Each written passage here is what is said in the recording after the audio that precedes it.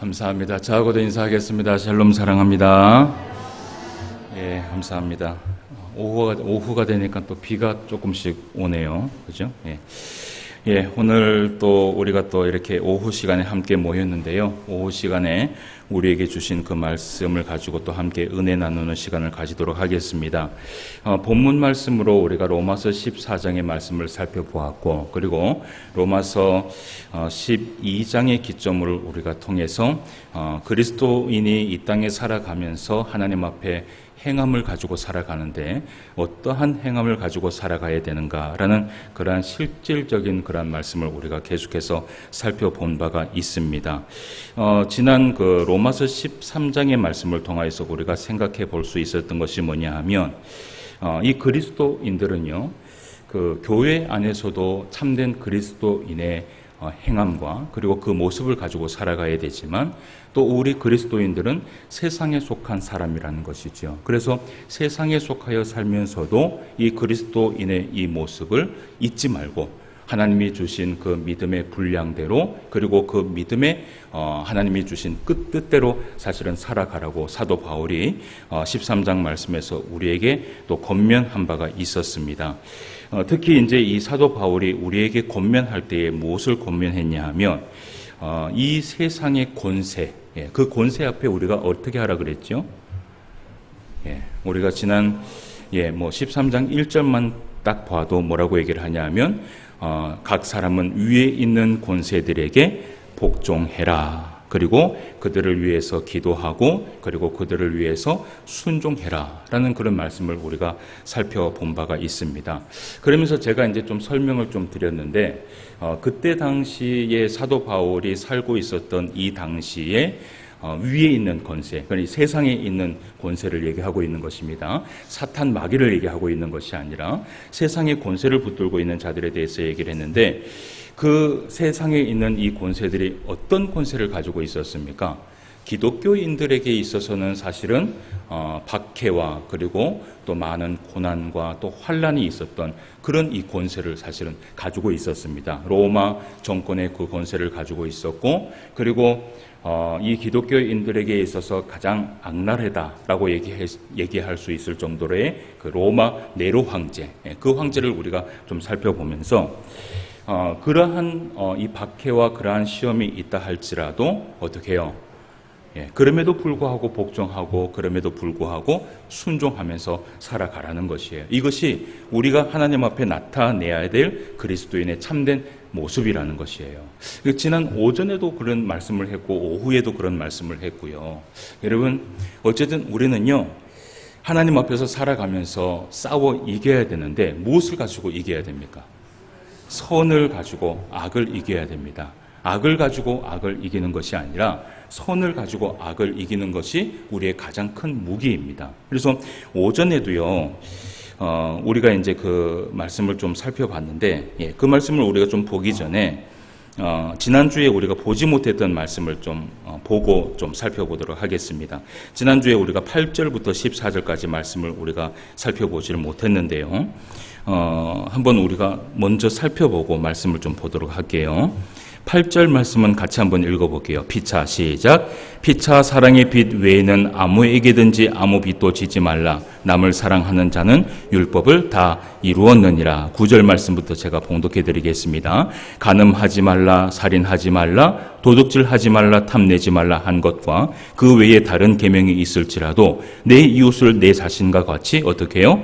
사랑하라 하신 그 말씀 가운데 다 들었느니라. 사랑은 이웃에게 악을 행하지 아니하나니 그러므로 사랑은 율법의 완성이니라. 또한 너희가 이 시기를 알거니와 자다가 깰 때가 벌써 되었으니 이는 이제 우리의 구원이 처음 믿을 때보다 가까웠음이라. 밤이 깊고 낮이 가까웠으니 그러므로 우리가 어둠의 일을 벗고 빛의 갑옷을 입자. 낮에와 같이 단정히 행하고 방탕하거나 술 취하지 말며 음란하거나 호색하지 말며 다투거나 시기하지 말고 오직 주 예수 그리스도의 옷 입고 정욕을 위하여 육신의 일을 도모하지 말라. 아멘. 이렇게 해서 이제 우리가 13장의 말씀을 완성을 했습니다. 오늘 이제 말씀에 보면 8절 말씀을 같이 한번 우리가 읽어봤었는데요. 이 말씀 잘 알고 있는 말씀이죠. 어떤 말씀이에요? 피차 사랑의 빛 외에는 아무에게도 빚을 짓지 말자. 이것은 뭐 우리가 CCM으로도 노래를 부르는 그런 선구입니다. 근데 이제 이 말씀도 우리가 가만히 살펴보면 이 말씀이 어디에서 나왔느냐가 굉장히 중요해요. 그러니까 13절 안에 이 말씀이 들어갔다라는 것은 무슨 의미를 하고 있느냐 하면 이 말씀도요, 우리 공동체 안에서 사실은 이루어야 될 말씀이 아니라 어떻게 해요? 세상 사람들을 향한 말씀이라는 것을 우리가 깨달아야 되는 것이에요. 그래서 말씀을 볼 때요, 그 말씀을 우리가 외우는 것은 중요한데요, 그 말씀이 어디에서 어떤 의미로 사용됐는지를 우리는 기억해야 됩니다. 그래서 여러분, 우리가 이 말씀을 본 것처럼 우리는 세상 사람들에게요, 어떻게 해요? 예수님의 사랑의 빛 외에는 어떻게 해요? 아무 빚도 지지 말아야 되고요, 오늘 말씀에서 이야기한 것처럼 우리는 어떻게든지 간에 선함을 가지고 악을 이기는 그런 삶을 살아가야 됩니다. 지난주에 어떻게 좀 그런 삶을 좀 살아가셨는지 모르겠어요. 예수님이 주신 그 사랑을 실천하면서 살아갔는지는 모르겠지만, 우리가 이제 오전에도 말씀을 살펴보았던 것처럼 베드로전서 3장 13절에서 17절 말씀을 우리가 살펴봤잖아요. 그죠? 기억을 하시죠? 오전에 말씀을 봤으니까 잊어버리지 않았었겠죠? 그죠? 한 번만 더 한번 펼쳐주세요. 우리가 어떻게 살아가야 되는지. 앞에 나왔어요? 이건 또 아침하고 또 화면이 다르다, 그죠? 또 너희가 열심으로, 다시 한번 보도록 합시다. 시작. 또 너희가 열심으로 선을 행하면 누가 너희를 해하리요. 무슨 말씀이에요? 끝까지 선을 행하라는 것이죠.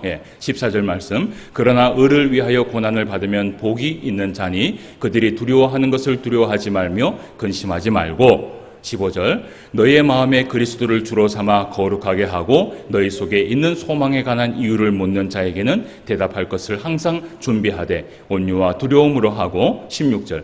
선한 양심을 가지라. 이는 그리스도 안에 있는 너희의 선행을 욕하는 자들로 그 비방하는 일에 부끄러움을 당하게 하려 함이라.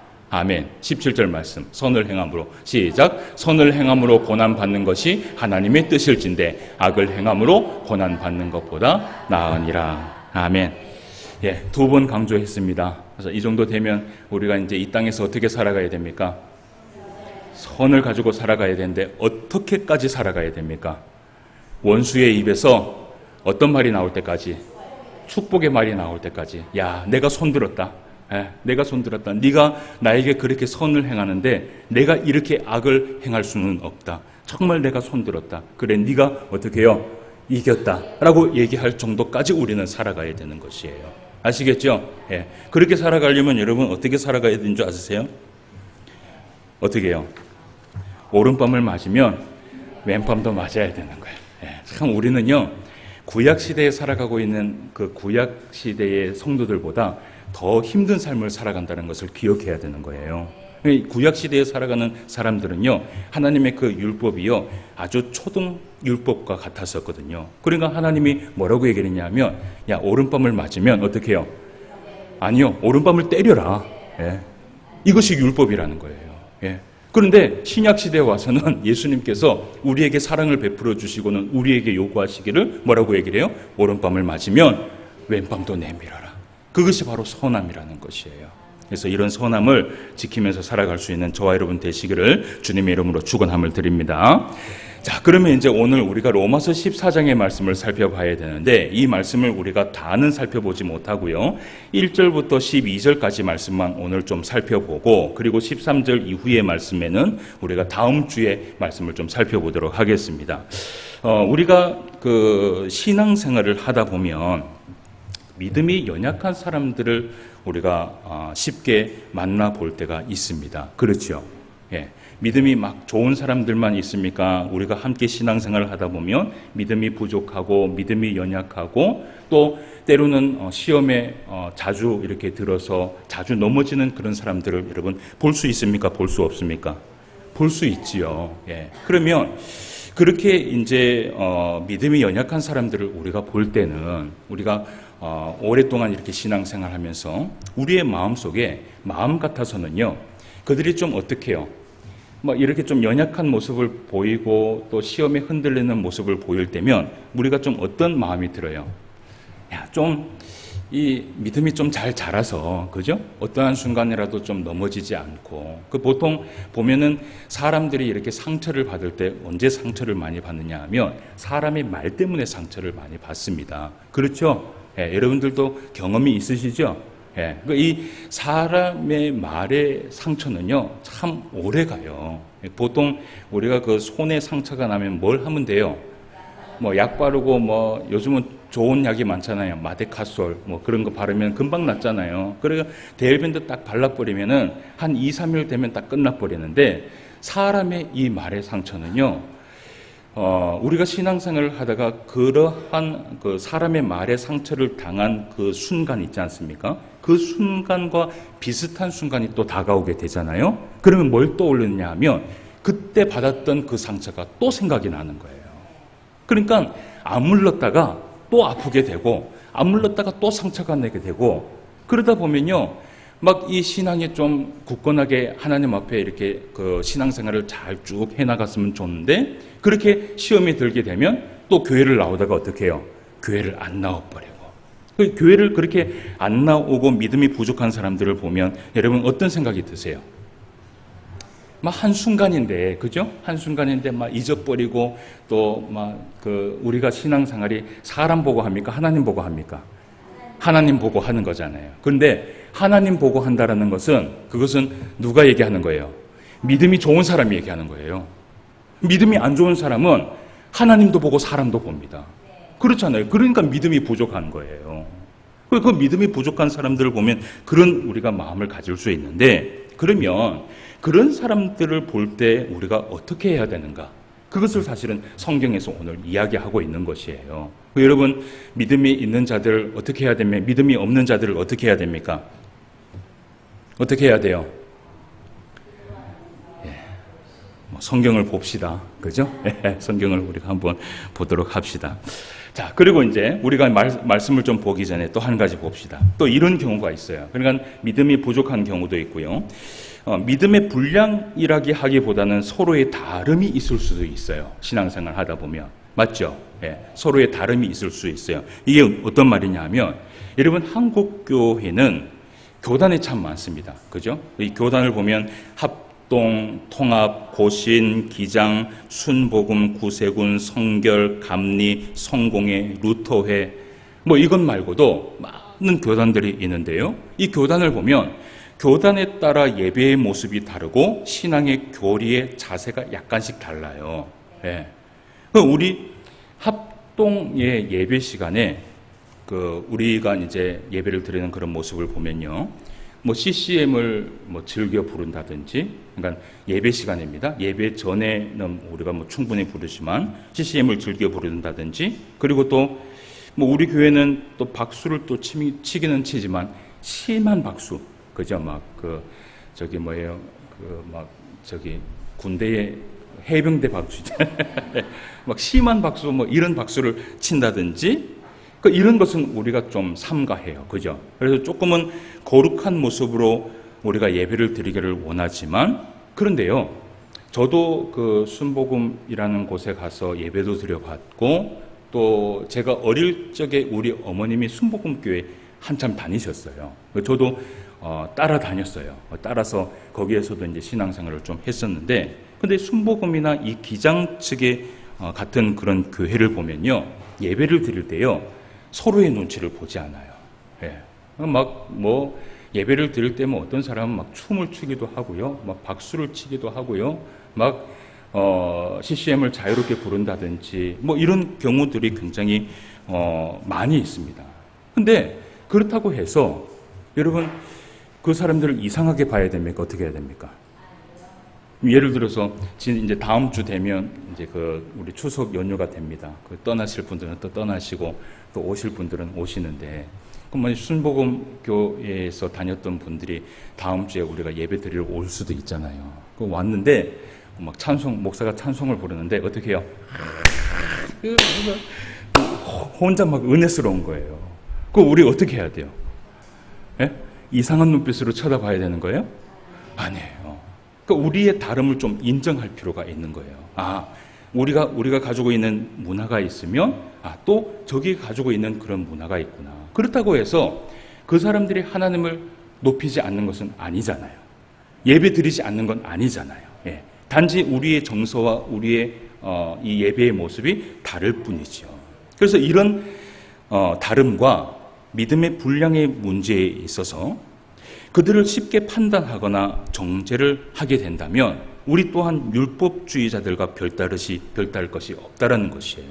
그것을 시작으로 이제 우리가 오늘 이 로마서 말씀을 보게 됩니다. 그러면 로마서 14장 오늘 본문 말씀으로 4절까지 말씀을 봤는데 1절부터 3절까지 말씀을 우리가 좀 보도록 하겠습니다. 무엇을 가지고 얘기하는지 한번 보도록 할게요. 믿음이 연약한 자를 너희가 봤되 그의 의견을 비판하지 말라. 어떤 사람은 모든 것을 먹을 만한 믿음이 있고 믿음이 연약한 자는 채소만 먹느니라. 먹는 자는 먹지 않는 자를 업신여기지 말고 먹지 않는 자는 먹는 자를 비판하지 말라. 이는 하나님이 그를 어떻게 했다 그래요? 받으셨음이니라 라고 얘기를 해요. 오늘 말씀에 보면요, 사도 바울이 무엇을 가지고 얘기를 해요? 먹고 마시는 문제를 또 다루고 있어요. 예. 왜 사도 바울은 계속해서 이런 그 믿음의 분량과 믿음의 연약한 부분의 이야기를 할 때 이 먹고 마시는 문제만 이야기를 할까요? 뭐 오늘날 같이 뭐 합동 측, 뭐 통합 측, 뭐 이런 여러 측에 대한 그런 얘기도 좀 이야기를 할 수 있잖아요. 그 왜 이런 얘기만 했을까요? 우리가 알고 있는 것처럼 고린도 교회에서도 여러분 이런 얘기 했어요, 안 했어요? 했죠? 들어봤죠? 그때 우리가 결론을 냈죠? 결론 내린 거 어떻게 내린지 아세요? 예, 제가 물어볼 거예요. 왜 사도 바울이 이런 먹고 마시는 문제만 이야기할까? 그러니까 사도 바울이 있었을 이 당시에는요, 신약 성경이 없었습니다. 구약 성경을 가지고 사실은 설교를 해야 됐고, 구약 성경을 가지고 비유를 해야 되는데, 그때 당시에 이 사도 바울이 이야기할 것이 무엇이냐 하면, 우상의 제물의 문제가 가장 큰 문제였어요. 그러니까 예를 들어서 이때 당시에도 로마에서는 많은 우상들이 있었는데 그 우상들의 제사가 끝나고 나면 제물이 너무나 많이 나오게 되고요. 그 제물이 나오게 되면 그것을 다 소화를 하지 못하니까 어떻게 해요? 그걸 가지고 어디를 나옵니까? 시장에 나오게 됩니다.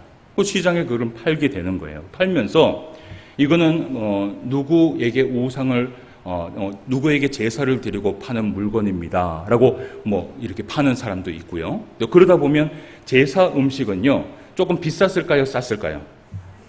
어땠을 것 같아요? 좀 쌌어요. 그러니까 사람들이 비싼 물건을 사기보다는 어떻게 해요? 싼 물건을 사죠. 이것 때문에 많은 문제들이 있었습니다. 우상의 그 제물을 먹어야 되느냐, 먹지 말아야 되느냐. 여러분 어떻게 해야 됩니까? 우상의 그 제물을 사 먹을 수 있습니까? 사 먹을 수 없습니까? 고린도전서에서 우리가 결판을 냈었습니다. 예를 들어서 이제 뭐 이 말씀을 할 때마다 또 우리가 추석이 나오는데 추석 때 제사 지나잖아요. 그죠? 그 제사 음식이 있단 말이에요. 제사 음식 먹어야 돼요? 먹지 말아야 돼요? 예? 먹어야 돼요? 먹지 말아야 돼요? 어떻게 해야 됩니까? 우리 고린도전서 봤을 때 결판 냈잖아요. 예. 어떤 결판이 나왔죠? 먹어도 상관이 없고 먹지 않아도 상관이 없다. 예. 그것을 먹는다고 해서 양심에 어떠한 가책을 가질 필요도 없고 먹지 않는다고 해서 그 사람을 정죄할 필요도 없다라는 것이에요. 단지 사도 바울이 이야기하고 싶었던 것은 무엇이냐 하면 그 우상의 음식을 마음 놓고 먹되 만약 그것이 믿음이 부족한 사람이 봤을 때 실족한 일이라면, 예를 들어서 우리 그 권사님이나 어떤 성도님이 이제 추석을 지내고 제사를 지내고 나서 음식을 이제 목사한테 가지고 온 거예요. 목사님, 이번에 추석에 하면서 우리 제사도 지내고 음식이 좀 많이 남고 또 목사님 생각이 나서 이렇게 가지고 왔습니다. 그러면은 목사는 어떻게 해야 돼요? 집어 던져야 돼요? 아니죠. 아이고, 예, 감사합니다. 그래, 이렇게 귀한 거를 또 그렇게 가져다 주시고 잘 먹겠습니다. 라고 해야 되잖아요. 근데 그것을 이 목사가 만약에 보는데 어떤 믿음이 좀 부족한 사람이 있는 거예요. 어떻게 귀신한테 드렸던 그 재물을 먹을 수 있어? 라는 그 한 사람이 만약에 봤다면 차라리 이 목사는 어떻게 해요?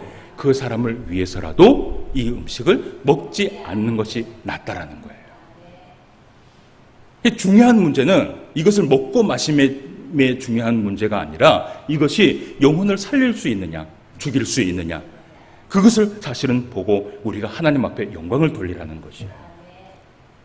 자, 그런데 우리가 이제 이렇게 결판을 내렸습니다. 그죠? 네, 결판을 내렸어요. 근데 딱 신앙생활을 하다 보면요, 또 이런 사람이 있어요. 목사님이 그렇게 얘기를 해도 불구하고 우리가 믿음이 부족한 사람들 시험에 들게 해서 돼요, 안 돼요? 안 되잖아요. 근데 이런 고집이 있는 사람이 있어요. 나는 목사님이 이 음식 먹어도 된다고 얘기했으니까 뭐 누가 뭐라 그러든지 나는 어떻게 해요? 먹을란다. 예, 배고픈데 그거 뭐 먹어도 아무 문제 없다며. 여러분 그럴 수 있어요, 없어요? 그럴 수 있어요, 없어요? 그럴 수 있죠? 그러면 그 사람을 어떻게 대하느냐 하면 오늘 말씀에 보니까 이런 말씀을 하는 거예요. 자, 말씀을 보세요. 믿음이 연약한 자를 너희가 받되 그의 의견을 어떻게 해요? 비판하지 말아라. 예, 비판하지 말아라. 예. 만약에 그 사람이 나는 이 고집대로 먹어도 상관이 없으니까 그래도 나는 이것을 먹을란다 라고 이야기를 한다면 그 사람이 그냥 먹도록 어떻게 해요? 놔두라는 것이에요. 그러면서 이런 얘기를 해요. 어떤 사람은 모든 것을 먹을 만한 믿음이 있고 믿음이 연약한 자는 채소만 먹느니라. 먹는 자는 먹지 않는 자를 없인 여기지 말고 먹지 않는 자는 먹는 자를 어떻게 해요? 비판하지 말라. 이유가 있어요. 왜 그 이유가 있어요? 예, 맞습니다. 이제는 막 척하면 탁이네. 그죠? 여러분 성경을 볼 때요, 이는이라는 이 단어가 무엇인 줄 아십니까? 그것이 바로 이유예요. 이 이유를 얘기하고 있는 거예요. 그 이유가 뭐냐 하면 이미 하나님께서 이 사람을 받았다라는 거예요. 하나님이 이 사람을 사랑하시고 하나님이 이 사람을 자녀로 삼으셨고 하나님이 이 사람을 용납하여 주셨고 사랑하여 주셨고 은혜를 베풀어 주셨으면 우리도요 똑같이 예수 그리스도의 그 마음을 품고 그를 사랑하고 용납하고 한 형제로서 그렇게 살아가라는 것이에요. 그래서 우리가 한 가지 이야기를 합시다. 예. 만약에 목사가요 이런 설교를 딱 했다라고 하더라도 누가 추석 지나와서 제사 음식을 먹어요. 먹어도 어떻게 해요? 그래. 그 의견에 대해서 뭐라고 얘기하지 마세요. 그 사람은 그 사람의 믿음인 것이에요. 그렇다고 해서 이 목사가 정죄할 수 있어요, 없어요? 없어요. 왜냐하면 그 음식을 먹어도 상관이 없기 때문이에요. 단지 우리가 이것은 있어요. 4절 말씀을 한번 보도록 하겠습니다. 4절 말씀, 남의 하인을 시작. 남의 하인을 비판하는 너는 누구냐? 그가 서 있는 것이나 넘어지는 것이 자기 주인에게 있음에 그가 세움을 받으리니 이는 그를 세우는 권능이 주께 있음이니라. 아멘. 여러분, 쉽게 바뀌지 않는 사람을 보면서 우리는 보통 이런 얘기를 합니다. 야, 저러면 안 되는데. 그죠? 맞아요, 맞아요. 그런데 우리가 쉽게 바뀌지 않는 사람이 있다 할지라도 저러면 안 되는데 라고 하면서 그렇게 하지 말고 비판하거나 정죄하지 말고요. 우리가 늘 기억해야 될 것이 있어요. 그를 세우시는 주의 권능을 믿는 거예요. 그러면 여러분 우리가 어떻게 해야 돼요? 예, 우리 집사님 조금만 조용히 하세요. 다른 분들이 그 설교를 들으실 때 조금 불편해 하시는 분들이 있어요. 예, 아시겠죠? 예. 자, 그러면 우리는 그러면 어떻게 해야 돼요? 주의 권능을 믿는다면 어떻게 해야 돼요? 만약에 그렇게 믿음이 좀 부족하고 고집을 부린다 할지라도 우리가 정죄하거나 비판하는 것이 아니라 어떻게 해야 돼요? 그를 위해서 어떻게 해요? 기도해 주는 거예요. 기도해 주는 거예요. 예. 그런데 말이 또 그렇게 나와요. 예. 기도해 주는 거예요. 기도해 주는 거예요. 그래서 우리가요 함께 신앙생활 하죠. 그죠? 야, 좀 이렇게 변했으면 좋겠다 이런 마음이 있어요, 없어요? 있죠? 그러나 우리가 그런 모든 것들을 다 내려놓으세요. 내려놓으시고 정말 그 사람을 사랑하는 사람이라면, 정말 깨어있는 지혜로운 사람이라면, 정말 하나님의 말씀 앞에 순종하는 사람이라면 그런 사람을 보면서 혀를 차거나 비판하거나 수근수근 거리는 사람이 아니라 오늘도 예수 그리스도의 그 권능을 믿고 조용히 그 사람을 위해서 기도하는 사람이 정말 믿음의 사람인 것이에요. 예.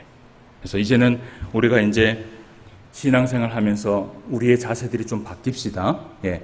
조금 믿음이 부족하고 고집을 부린다 할지라도 우리가 혀를 차면서 야, 저러면 되겠어 이러지 말고 우리는 누구의 권능을 믿는 거예요? 주의 권능을 믿는 거예요. 사람을 변화시키는 것은 내가 합니까? 주님이 합니까? 주님이 하는 거예요. 그러면 내가 막 왈가왈가 하면서 그것을 가지고 막 이야기할 필요가 없는 거예요. 뭐 하면 되는 거예요? 그 사람이 변하기를 원하세요?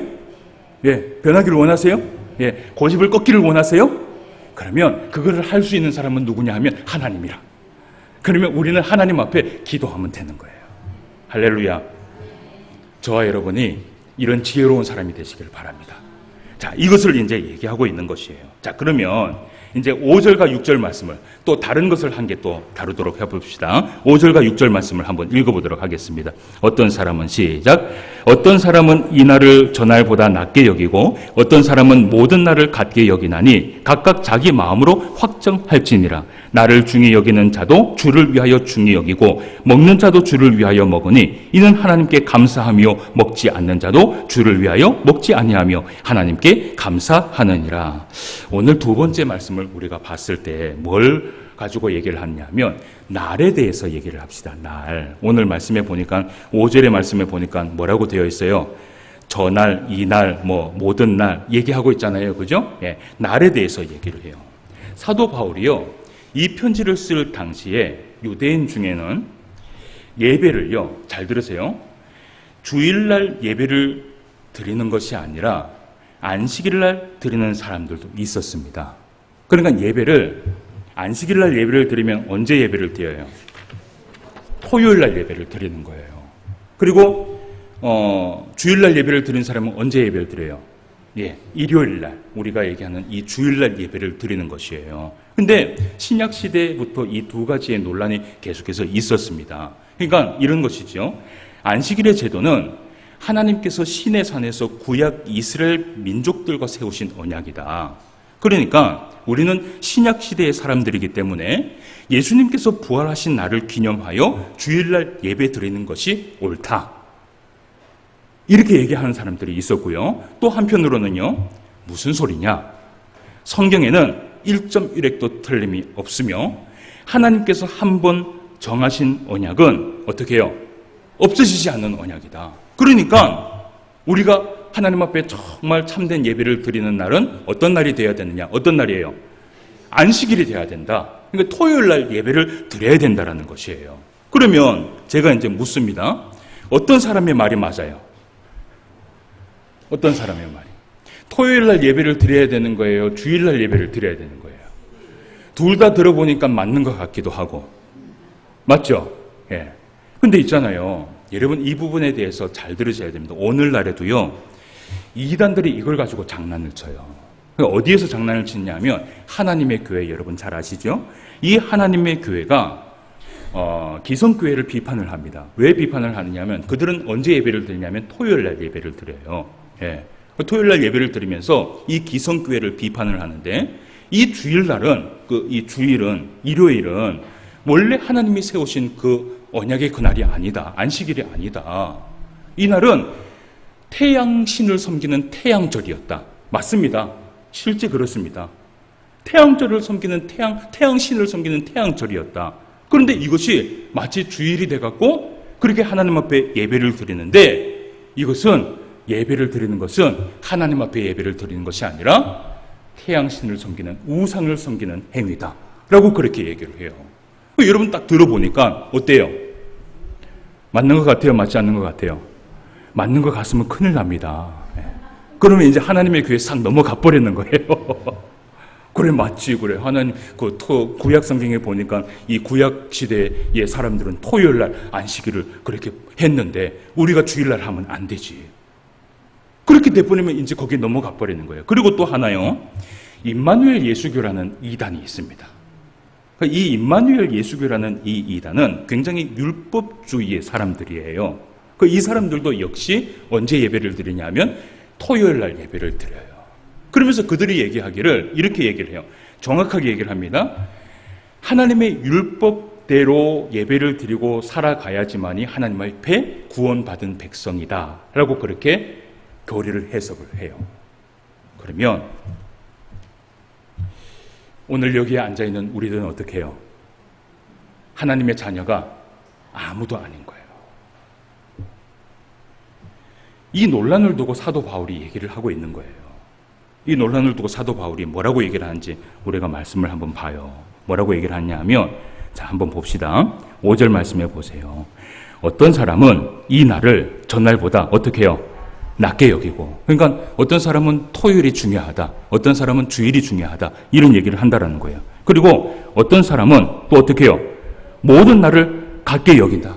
야, 토요일도 되고 주일도 되는 거야, 이렇게 얘기를 하는 거예요. 근데 사도 바울이 결론을 냅니다. 뭐라고 얘기를 해요? 자, 같이 한번 읽어봅시다. 각각 시작. 각각 자기 마음으로 확정할지니라. 아멘. 여러분, 이제 이 말씀을 가지고 이제 우리가 이 사도 바울의 말의 의도를 잘 알아야 됩니다. 그러면 이 사도 바울이 얘기하는 것이 각각 자기의 마음으로 확증할지니라 라는 이 말은 토요일날 드릴 사람은 토요일날 드리고 주일날 드릴 사람은 주일날 드리라, 이 말 같잖아요. 근데 그게 아니에요. 이 말은 뭐냐 하면 이것도 저것도 아무렇게나 해도 상관이 없다라는 그런 말이 아니라, 토요일 안식일날 예배를 드리는 자가 진짜 하나님의 자녀이고, 일요일, 주일날 예배 드리는 자가 구원받은 백성이고, 이것이 중요한 것이 아니라는 것이에요. 사도 바울이 얘기하고 싶은 것은. 그럼 한번 물어봅시다. 여러분, 토요일날 예배 드리는 자가 구원을 받습니까? 주일날 예배 드리는 자가 구원을 받습니까? 우리는 주일날 예배 드리니까 주일날 예배 드린 자가 구원받는다라고 얘기해야 될 것 같은 마음이 막 불쑥불쑥 올라오지요. 그런데요, 둘 다 정답이 아니에요. 토요일날 예배를 드리는 것과 주일날 예배를 드리는 것이 구원의 문제에 있어서는 아니라는 것이에요. 우리가 이렇게 모여서 예배를 드리는 것은요, 여러분, 구원받으려고 이렇게 예배를 드리는 거예요. 우리의 구원은 이미 예수 그리스도를 믿음으로 시작이 된 거예요. 그리고 끝난 거예요. 그러면 왜 주일날 이렇게 모여서 우리가 예배를 드리느냐 하면, 이날 성도들이요, 그리고 교회가요, 이 날을 정한 거예요. 이 날을 정한 거예요. 정말 사도 바울이 이 유대인들에게 말하고 싶은 것이 무엇이냐 하면, 이제 6절 말씀에 얘기하는 것이에요. 나를 중히 여기는 자도 주를 위하여 중히 여기고, 먹는 자도 주를 위하여 먹으니 이는 하나님께 감사하며, 먹지 않는 자도 주를 위하여 먹지 아니하며 하나님께 감사하느니라. 이 말이 뭐냐면요, 진짜 중요한 것은 토요일 예배 드리고 주일날 예배 드리는 것이 중요한 것이 아니라, 매일매일 하나님 앞에 살아가면서 누가 주를 위해서 살아가고, 누가 주를 위해서 먹고, 누가 주를 위해서 죽고, 누가 주를 위하여 살아가며 누가 주의 영광을 위해서 살아갔냐, 이것이 중요하다라는 것이에요. 이런 삶은 하나도 살아가지 않으면서 이렇게 얘기를 하는 거예요. 나는 토요일날 예배 드렸으니까 구원받은 백성이야. 나는 주일날 예배 드리니까 구원받은 백성이야. 사도 바울이요, 그거는 네 마음대로 해라. 그런데 더 중요한 것이 있다. 지금 네가 매일매일 삶을 살아가면서 주를 위해 살고 주를 위해 죽는지, 주를 위해 먹고 주를 위해 마시는지, 그게 더 중요한 것이지, 이 토요일 주일날 그걸 가지고 연연하지 말라는 것이에요.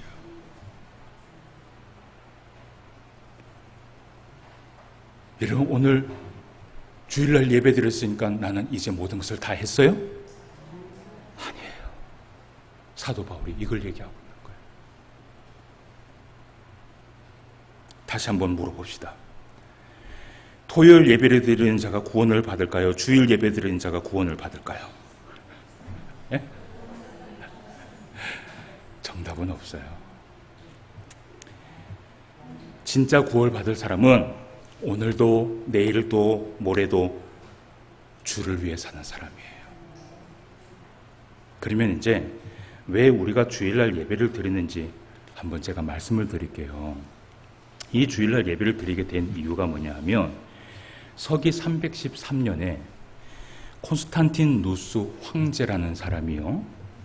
이 기독교의 수많은 그 박해, 250년간의 그 역사, 그 박해를 이 기독교인들에게 자유를 선포하게 됩니다. 예. 여러분, 기독교인들이 자유롭게 하나님 앞에 예배 드릴 수 있는 것이요. 어때요? 250년 동안 그거를 한 번도 하지 못했다가 자유를 선포하면 여러분 어떨 것 같아요? 어떨 것 같아요? 250년 동안 예배를 드리지 못하다가요. 이 나라가 기독교인들에게 자유를 선포하는 거예요. 너희에게 자유를 선포하노라. 여러분 뭐 하러 갈 것 같아요? 뭐 하러 갈 것 같아요? 예배 드리러 가겠죠. 그날이 언제였냐면요. 주일이었던 거예요. 주일이었던 거예요. 그러니까 이 교회가 그러면 이 주일날 우리가 이 날을 기념해서 우리 성도들이 이날 하나님 앞에 예배를 드리자. 그리고 또 한 번 딱 맞춰보니까 여러분 예수님께서 언제 부활하셨어요? 주일날 부활하셨던 거예요. 야, 이 신약시대의 이 의미는 우리에게 굉장히 중요한 의미가 있다. 기독교인들이 이렇게 자유함을 얻고 하나님 앞에 예배할 수 있는 날을 선포받았고 예수님께서 우리를 위하여서 십자가에 못 박혀 돌아가시고 부활하신 날이 주일이라면 우리가 이 날을 기념하여서 함께 약속을 잡아서 예배를 드리자 한 날이 바로 주일이 된 것이고요. 지금까지 이 주일날 예배를 쭉 드리고 있는 것이에요. 그러니 여러분 자꾸 이 주일날 우리가 의미를 두지 말아야 돼요. 사실은 매일매일이 우리가 무슨 삶을 살아가야 되냐면 예배의 삶을 살아가야 됩니다. 꼭 평일날 제대로 못 사는 사람이 뭐예요? 주일날 와갖고 누구는 안 왔노 이래요. 여러분 그러지 마세요. 우리가 신앙생활을 하면서요, 누군가 만약에 주일날 나오지 못한 사람이 있어요. 그죠? 그럼 어떻게 해야 돼요? 여러분, 목사가 이 교회에 와서 5년 동안 한 번도 빠짐없이 한결같이 기도했던 것이 있어요. 그게 뭔지 아세요? 주일날 오전에 빠진 사람들을 위해서 이때까지 한 번도 빠지지 않고 제가 기도를 했어요. 만약에 그 사람들이 정죄받을 만한 일을 했고 만약에 그 사람들이 구원받지 못한 만한 일을 했으면 목사는요 그들을 위해서 기도해서는 안 됩니다. 이 앞에서 뭘 해야 됩니까?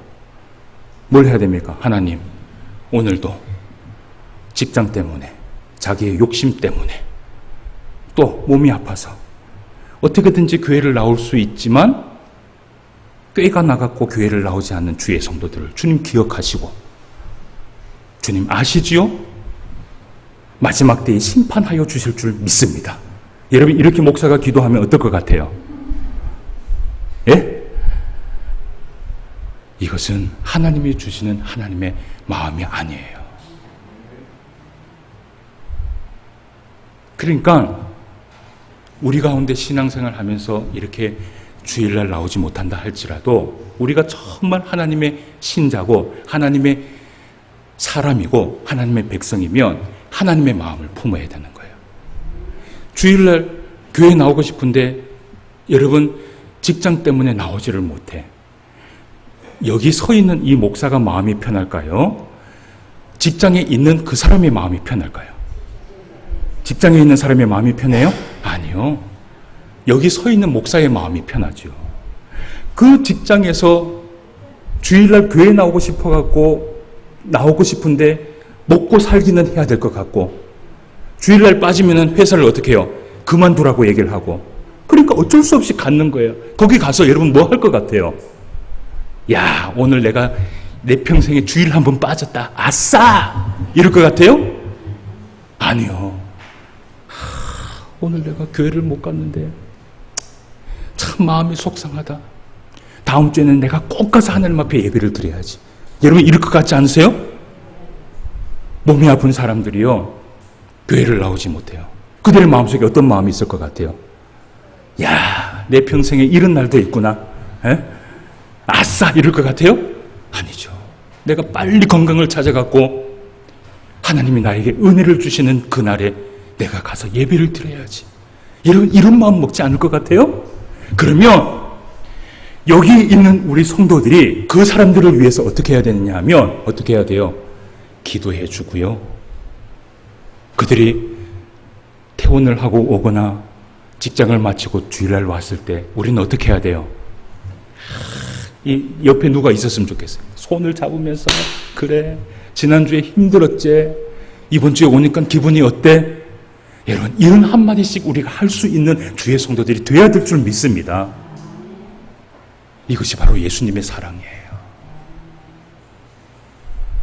그러니까 사도 바울이 이런 얘기를 하는 거예요. 이런 얘기를 하는 거예요. 날에 대해서 자꾸 이야기하지 말고 우리들이 주를 위해서 살고 있는지 죽고 있는지 그것을 기억하라는 것이에요. 그래서 우리가 마지막으로 7절에서 12절까지 말씀을 한번 보도록 합시다. 이 말씀을 다 하면요, 제가 설교했는 그 내용이 여기 다 있어요. 제가 한번 읽어드릴게요. 우리 중에 누구든지 자기를 위하여 사는 자가 없고 자기를 위하여 죽는 자도 없도다. 우리가 살아도 주를 위하여 살고 죽어도 주를 위하여 죽나니 그러므로 사나 죽으나 우리가 주의 것이로다. 여러분 이 말씀이 어떤 말씀인지 아세요? 그러니까 때로는 주일날 나오지 못하지만 그 사람도 누구를 위해서 살고 있어요? 주를 위해서 살고 있다라는 거예요. 아시겠죠? 예. 보세요. 자, 9절 보세요. 이를 위하여 그리스도께서 죽었다가 다시 살아나셨으니 곧 죽은 자와 산 자의 주가 되려 하심이라. 내가 어찌하여 내 형제를 비판하느냐? 어찌하여 내 형제를 없이 여기느냐? 우리가 다 하나님의 심판대 앞에 서리라. 기록되었으되 주께서 이르시되 내가 살았노니 모든 무릎이 내게 꿇을 것이요 모든 혀가 하나님께 어떻게 해요? 자백하리라 하였느니라. 그러면서 이 12절 말씀을 보세요. 같이 한번 읽어봅시다. 시작. 이러므로 우리 각 사람이 자기 일을 하나님께 짓고 하리라. 아멘. 여러분 여기에서 12절 말씀에 짓고 하리라 라는 이 말씀이 무슨 말씀인지 아세요? 스스로의 문제는 스스로 하나님 앞에 회개하라는 것이에요. 만약에 주일날 나오질 못했어요. 그죠? 근데 나오지 못한 사람 가운데 이런 사람도 있을 거예요. 저를 보세요. 이제 마칠게요. 나오지 못한 사람 중에 이런 사람도 있을 거예요. 야, 내 평생에 이런 날도 있구나. 아싸! 이런 사람도 있을까요? 없을까요? 있을 수도 있다라는 거예요. 그런 사람한테 사도 바울이 뭐라고 얘기를 하냐면 그 사람은 스스로 하나님 앞에 짓고 해라. 스스로 회개하라는 것이에요. 오늘도 우리가 귀한 말씀을 대합니다. 우리가 신앙생활 하면서 서로 간에 어떠한 삶을 살아가야 되는지 오늘도 우리가 말씀을 대했습니다. 이 말씀 마음에 새기시고 우리가 서로 비판하거나 정죄하는 사람이 아니라 서로를 위해서 기도해주고 축복해주고 안아주고 사랑해주며 살아갈 수 있는 저와 여러분 되시기를 주님의 이름으로 축원함을 드립니다. 다음 주에는 13절 이후의 말씀을 보도록 하겠습니다. 기도드리겠습니다. 하나님 아버지 은혜를 감사함을 드립니다. 오늘도 살아계신 하나님의 말씀을 깨닫게 하시고 이 말씀을 통하여서 은혜를 나눌 수 있도록 인도하여 주심에 진심으로 감사함을 드립니다. 우리가 신앙생활하면서 하나님 앞에 늘 율법 선생이 되려고 하는 그러한 죄악이 있습니다. 하나님 용서하여 주시옵소서. 남을 비판하거나 정죄하는 편에 서 있는 것이 아니라 남을 위하여 축복해주고 남을 위하여 기도해주고 믿음이 부족한 자들을 위하여서 함께 사랑하며 위로하며 살아갈 수 있는 주의 모든 성도가 될 수 있도록 인도하여 주시옵소서. 이번 한 주간도 살아갈 때에 우리의 삶 가운데 역사하여 주셔서 살아도 죽을 주를 위하여 살고 죽어도 주를 위하여 죽을 수 있는 주의 모든 성도 되게 하여 주시옵소서. 감사함을 드립니다. 모든 말씀 예수님의 이름으로 기도드리옵나이다.